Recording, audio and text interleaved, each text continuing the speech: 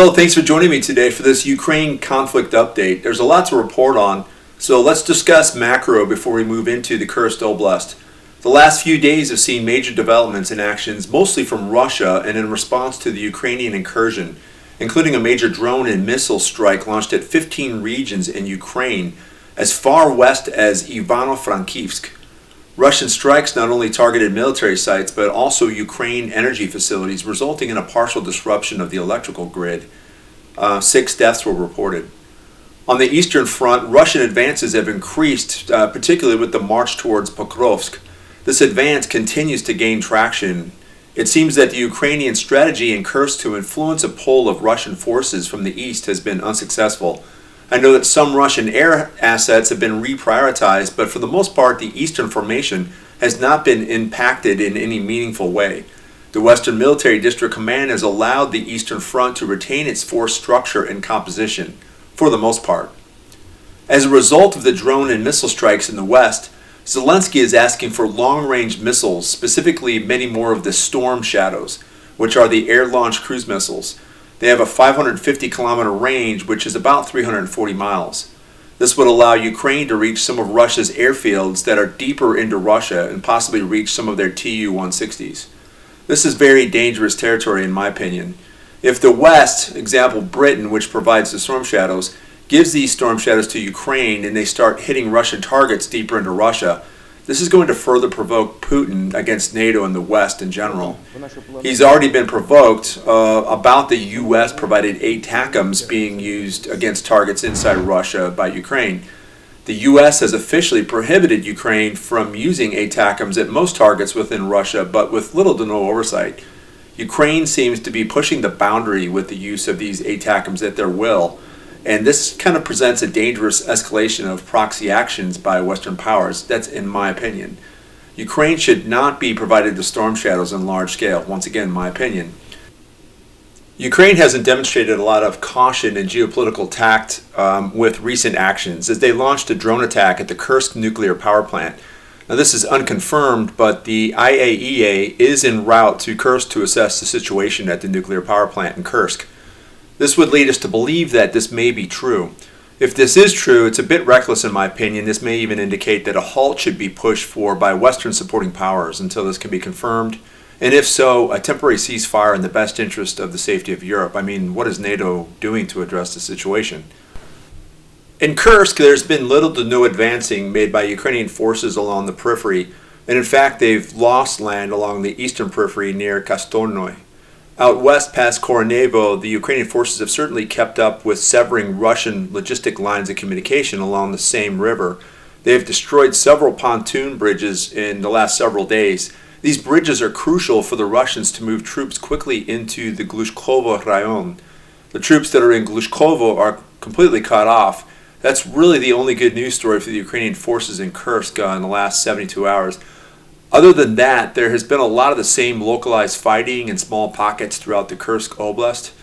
I'll try not to pontificate, but Ukrainian forces have to be running out of ammo, fuel, and even food by this point, unless the R-200 and the E-38 have been fully secured and the Glock maintained, which I don't know.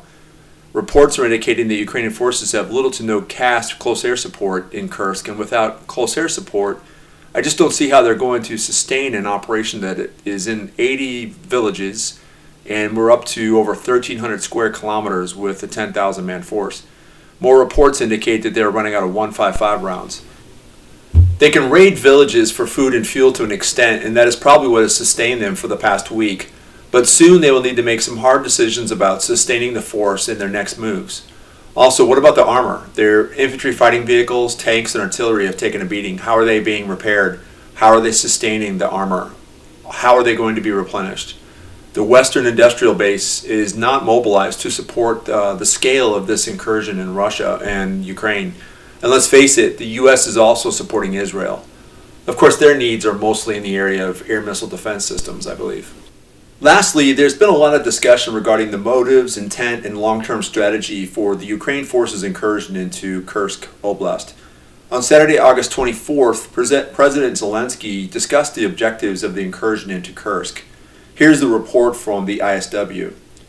Zelensky characterized the Ukrainian operation into the Kursk Oblast as a spoiling attack that successfully prevented Russian forces from attempting to encircle part of the Sumy Oblast and seize Sumy city.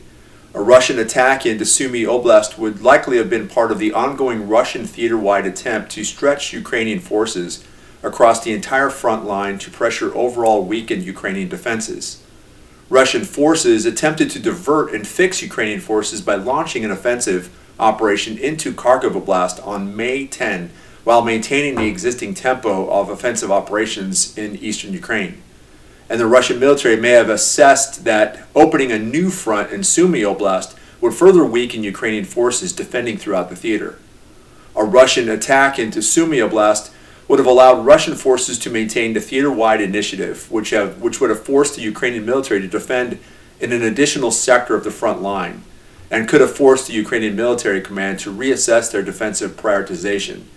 Ukrainian forces instead conducted a spoiling attack into Kursk Oblast and seized the battlefield initiative in this sector of the front line. End of quote. So very simply, Zelensky and the Ukrainian military command preempted the possible Russian incursion into Ukraine's Sumy Oblast and Sumy city. Their intent being to deny the Russians the opening of a third major front, which would have put Ukraine into the defense and stretching Ukrainian forces beyond their capacity or capability rather. This in turn would have changed the dynamic of the war by greatly expanding the front lines. I think that operational strategic understanding is well understood and largely acknowledged at this point. Now for some strategic geopolitical notes. This is just my opinion, by the way. From a strategic perspective, I would say that Ukraine knows that if Trump gets elected to the U.S. presidency in November, then their entire resourcing infrastructure is on the clock. Because he is all about accountability, and he is not going to allow for the current blank check style of financing to continue. He most likely will limit certain types of military equipment provisioning as well. If that happens, Russia knows that it will have the upper hand militarily and even geopolitically. I think that Zelensky wants to have a bargaining chip if that happens, so occupying Kursk would give him something at least. Lastly, there's something I feel strongly about, and that is the lack of any diplomatic efforts with Russia by NATO, the United States, or the West at large. I do not understand this anti-dialogue strategy with so much at stake. Russia maintains half of the global stockpile of nuclear warheads. It's about 6,000. So simply claiming that Putin is a terrorist and maintaining this egoic hubris is not resolving the situation, but only escalating. We need off-ramps, and that's going to require leadership. Didn't Kennedy and Khrushchev maintain a dialogue during the Cuban Missile Crisis? I mean, they turned the whole thing off. That was the closest we have ever been to global nuclear war, and their dialogue, just the fact that they were speaking, changed the whole dynamic of a very close call. So it's time to scale this conflict down. We should not allow Ukraine to use Western-provided missiles for strikes inside Russia, period. Allowing the use of long-range missiles inside Russia moves us in the wrong direction. And on this topic, by the way, it's not about Ukraine anymore. It's about the safety and security of the world. While I don't agree with Jeffrey Sachs on many things, I am with him 100% on this point. Mr. Sachs is a policy analyst, economist, and professor at Columbia University. Anyways, I know that these have been some harsh truths, but I'm not here to spew narratives. I try to be as unbiased as possible, but after all, I do have inherent biases. I think we all do to some degree. Anyways, thanks for watching today. Don't forget to subscribe if you like this channel. Thanks again. See you next time.